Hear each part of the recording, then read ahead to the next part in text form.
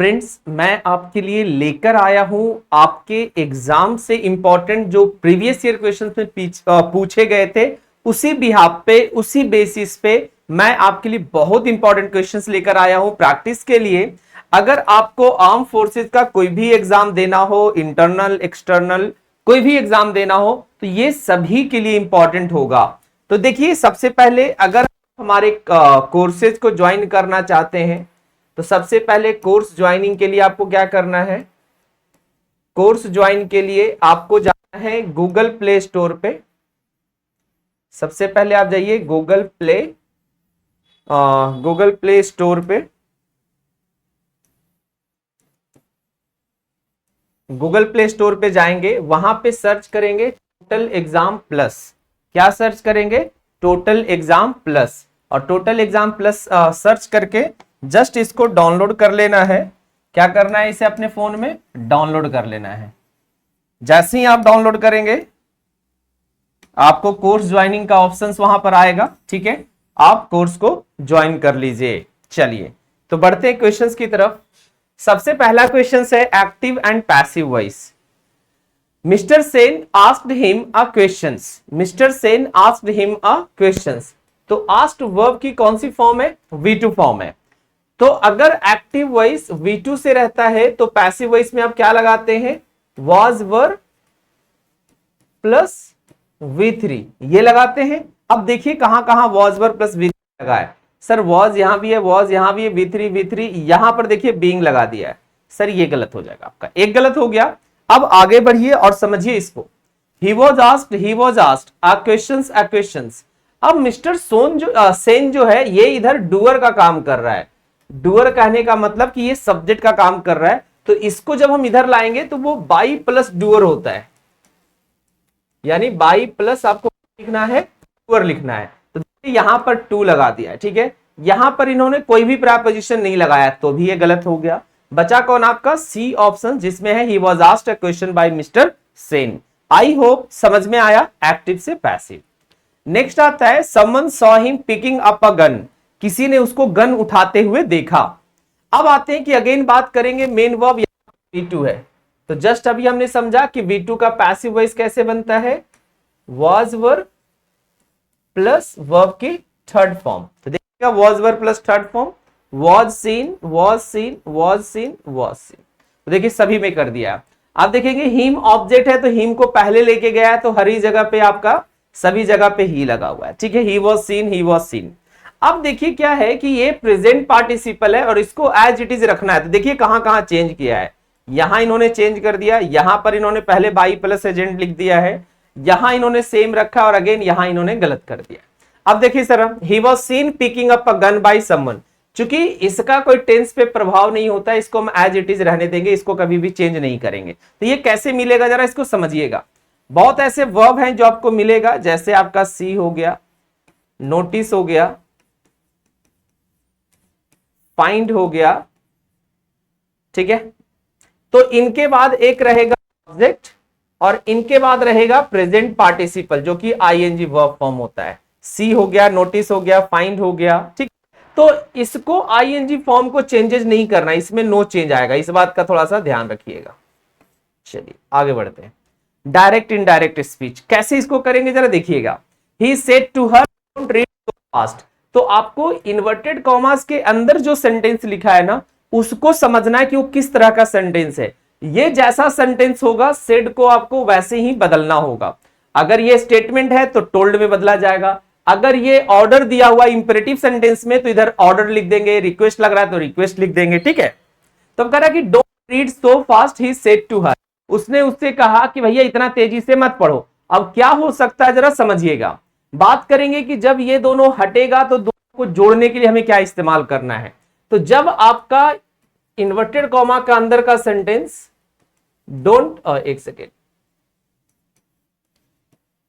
Don't plus V1 से शुरू होगा, तो जब आप इस कॉमा और इन्वर्टेड कॉमा को हटाएंगे तो इसके बदले में नॉट टू लगाएंगे। क्या लगाएगा? Not to. तो पहले आप चेक कर लीजिए नॉट टू कहां पर लगा हुआ है। नॉट टू यहां है, नॉट टू यहां है। इसके मीनिंग के हिसाब से रिक्वेस्टेड, तो रिक्वेस्टेड कहीं से नहीं होगा, क्योंकि रिक्वेस्ट वाला सेंस तभी होगा जब सेंटेंस में आपका इन्वर्टेड कॉमास के अंदर प्लीज और काइंडली लगा रहेगा। क्या लगा रहेगा? प्लीज और काइंडली लगा रहेगा। तो रिक्वेस्टेड वाला सेंटेंस तो आपका गलत हो गया। अब आते हैं, यहां इन्होंने डोंट का डोंट छोड़ दिया, तो ये गलत हो गया। He told her not to read so fast and he ordered her not to read so fast। आपको जो अच्छा लग रहा है वो लगा दीजिए। तो मेरे हिसाब से ये ऑर्डर लग रहा है। अगर ऑर्डर लग रहा है तो हमारा ऑर्डर्ड वाला सेंटेंस सही हो जाएगा, ये टोल्ड वाला सेंटेंस गलत हो जाएगा। ऐसे भी टोल्ड का इस्तेमाल आप जो आपका पॉजिटिव और नेगेटिव सेंटेंस आता है उसमें आप लगाते हैं, ठीक है। आगे बढ़िए। He said to me where is the post office। उसने मुझसे पूछा कहां है पोस्ट ऑफिस। तो देखिए ये क्वेश्चन सेंटेंस है, तो क्वेश्चंस वाले में सेड को आस्क्ड में बदला जाएगा या वांटेड टू नो में बदला जाएगा। तो देखिएगा, he wanted to know, asked me, asked me, तो आस्क के बाद मी था, यानी इसने मी को हटा दिया, तो ये गलत हो गया। वांटेड टू नो में भी चेंज होता है, ध्यान रखेंगे। जब क्वेश्चंस रहेगा तो सेड को आप वांटेड टू नो भी चेंज करेंगे। दो तरीके से चेंज होगा, जरा देखिएगा। सेड को अगर हमारा क्वेश्चन है तो हम इसको दो तरीके से चेंज कर सकते हैं। एक तो आपका आस्क्ड होगा, दूसरा होगा वांटेड टू नो। में ऑब्जेक्ट लिखना होगा, क्योंकि यहां पर देखिएगा आप ऑब्जेक्ट देख पा रहे हैं, तो वांटेड टू नो के साथ उसने ऑब्जेक्ट मिस कर दिया। अगर हमको ऑब्जेक्ट लिखना होगा तो हम लिखेंगे wanted to know from plus object, यानी ऑब्जेक्ट लिखना होगा तो आपको लिखना पड़ेगा वांटेड टू नो फ्रॉम, ठीक है। तो ये गलत हो गया आपका। अब आते हैं he asked me, he asked me. अब देखिए वेयर के पहले डैट का लगाना गलत होगा, क्योंकि डैट का यूज आप पॉजिटिव और नेगेटिव सेंटेंस में कंजंक्शन के रूप में करते हैं, तो दो कंजंक्शन एक साथ काम नहीं करेंगे, गलत हो गया। अब इन दोनों के बाद आइए, where was the post office. ध्यान रखेंगे कि जब आप इनडायरेक्ट स्पीच लिखते हैं तो वो हर केस में पॉजिटिव होता है। पॉजिटिव कहने का मतलब कि WH वर्ड के बाद जो सेंटेंस होगा वो सब्जेक्ट वर्ब ऑब्जेक्ट के बाद होगा, मतलब कि ये फॉर्म में होगा, बीच में कंजंक्शंस आएगा, ठीक है।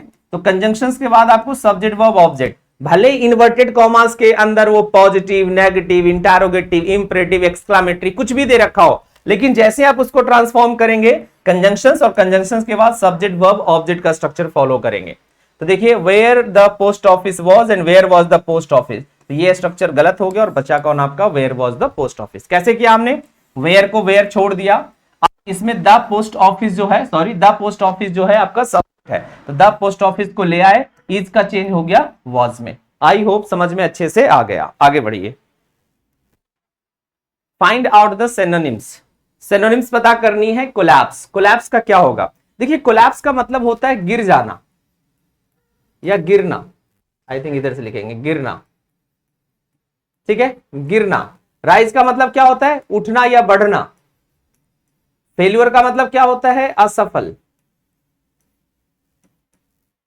रिबर्थ का मतलब दोबारा जन्म लेना, जन्म लेना।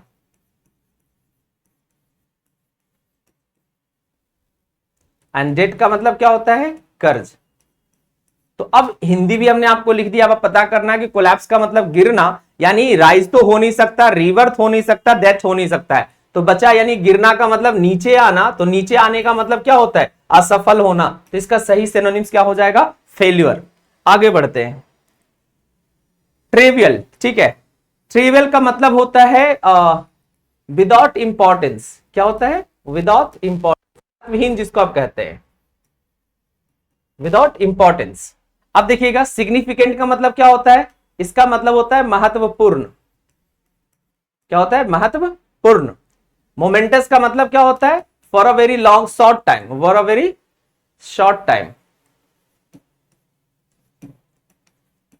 अनइंपॉर्टेंट का मतलब क्या होता है, विदाउट इंपॉर्टेंस। चलिए ठीक है। क्रिटिकल का क्या मतलब होता है, क्रिटिकल का मतलब होता है नाजुक, नाजुक।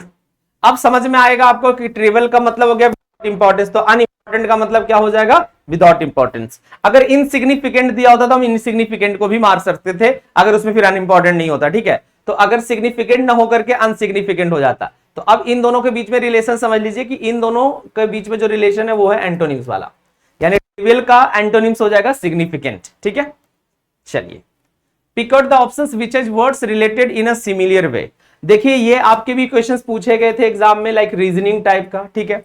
तो पहले हम इन दोनों के बीच में रिलेशन देख लेंगे कि क्या, सॉरी यहां नहीं, इन दोनों के बीच में रिलेशन देख लेंगे कि क्या रिलेशन है दोनों के बीच में, वैसे फिर हमारा जवाब वाला आ जाएगा। सिप और गल्प, देखिए सिप का जो एक्सेजरेटेड वर्जन है, एक्सेजरेटेड का मतलब बड़ा वाला वर्जन जो है वो है गल्प। सिप का मतलब ऐसे चुस्की लगा के पीना, और गल्प का मतलब निगल जाना, खटाखट खटाखट, ठीक है।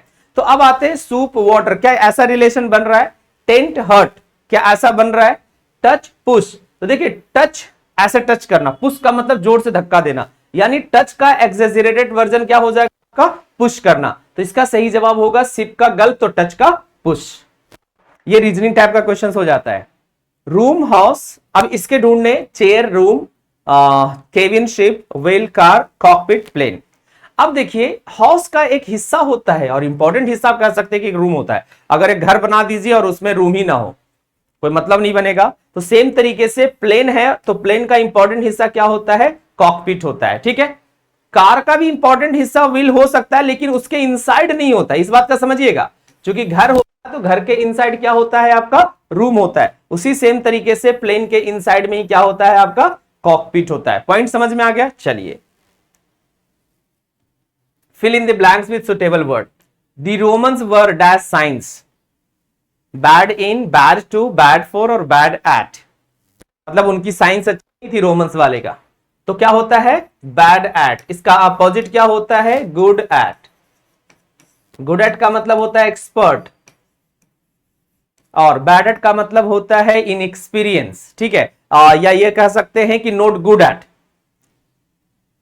Next, to dash time, please go dash foot on, not by bus, ठीक है। अब इसमें देखिए दो जब फिल इन दी ब्लैंक्स एक साथ आ जाएगा ना, तो इसको करना आसान है। पर ध्यान रखिए कि फुट के पहले क्या आता है? तो फुट के पहले आता है ऑन। ऑन फुट का मतलब क्या होता है? पैदल। तो पहले आप देख लीजिए कि ऑन कहां कहां लगा है। ऑन सिर्फ एक में लगा सर, तो आपको ज्यादा सोचने की जरूरत नहीं है, ठीक है। तो होगा to gain time please go on foot and not by bus. बोला कि भैया समय अगर गेन करना है तो आप पैदल जाइए, बस से मत जाइए। जाम वगैरह लगता होगा शायद छोटी सी जगह में अगर आप ट्रैवल करते हैं तो। आई होप ये 10 क्वेश्चंस आपके लिए बेनिफिशियल होगा। किसी तरह का डाउट्स हो तो आप ये व्हाट्सएप नंबर, ये हमारा टेलीग्राम ग्रुप है, इसे आप ज्वाइन कर सकते हैं। और कोर्स ज्वाइन के लिए जैसा हमने आपको बताया कि कोर्स ज्वाइन के लिए आपको गूगल प्ले स्टोर पे जाकर के total exam plus app install करना है, ठीक है। Total exam plus Google play store पे जाकर के सर्च कर लीजिए। आई होप ये सारे क्वेश्चंस आपके लिए इंपॉर्टेंट होगा। तो वीडियो को ज्यादा से ज्यादा शेयर करिए, और चैनल पर पहली बार आए तो चैनल को सब्सक्राइब जरूर करिए। Thank you.